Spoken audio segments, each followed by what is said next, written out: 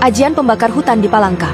Di balik rimbunnya hutan-hutan tua Kalimantan Tengah, terdapat kisah rahasia tentang ilmu kuno yang mampu membakar pohon tanpa api, menghanguskan tanpa asap, dan menghilangkan jejak hanya dengan mantra. Ilmu itu dikenal dalam masyarakat adat Dayak Ngaju sebagai ajian api balakar.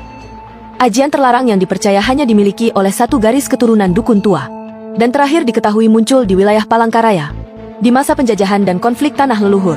Asal-usul ajian api balakar. Legenda menyebutkan, pada zaman dulu kala, hidup seorang pangkalima sakti bernama Baba Tumpang Garing. Ia bukan sembarang tokoh, tapi pemimpin spiritual dan pelindung tanah suci di sekitar Sungai Kahayan.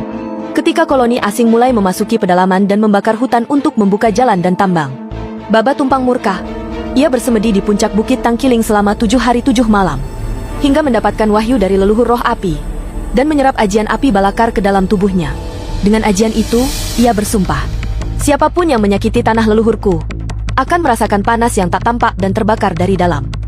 Kekuatan ajian ini membakar tanpa api. Ajian api balakar tidak menyulut api biasa. Ilmu ini mengeluarkan panas gaib yang membuat hutan, tenda, bahkan kulit manusia bisa mendidih dari dalam tanpa ada nyala api fisik. Ciri-ciri orang yang terkena ajian ini: tubuh menghitam seperti arang tapi tak terbakar secara kasat mata.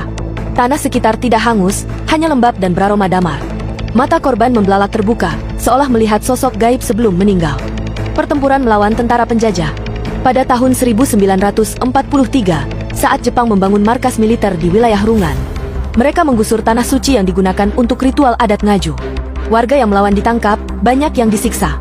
Malam harinya, terdengar raungan dari hutan. Langit cerah, tapi suhu mendadak naik. Tenda-tenda pasukan terbakar dari dalam, tanpa nyala api. Mayat-mayat prajurit ditemukan dalam posisi duduk, kering, kaku, dan hitam, seperti terbakar sinar yang tidak berasal dari dunia ini. Para tetua desa berkata, ajian balakar telah turun. Baba Tumpang sedang murka. Ilmu yang dilarang diwariskan. Setelah peristiwa itu, Baba Tumpang menghilang. Beberapa percaya ia masuk ke alam gaib di dalam batu besar di Bukit Tangkiling. Ilmu api balakar tidak boleh diwariskan sembarangan, karena kekuatannya bisa menghancurkan ekosistem jika salah digunakan. Namun di tahun 1997, saat kebakaran besar melanda Kalimantan, seorang balian tua dari Palangka mengaku, ini bukan kebakaran biasa. Ini akibat anak muda yang membuka segel ajian lama. Tanda-tanda ajian diaktifkan.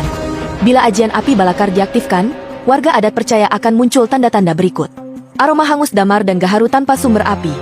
Burung-burung hutan terbang massal dan tak kembali. Muncul cahaya merah di langit malam, bukan petir, bukan bintang.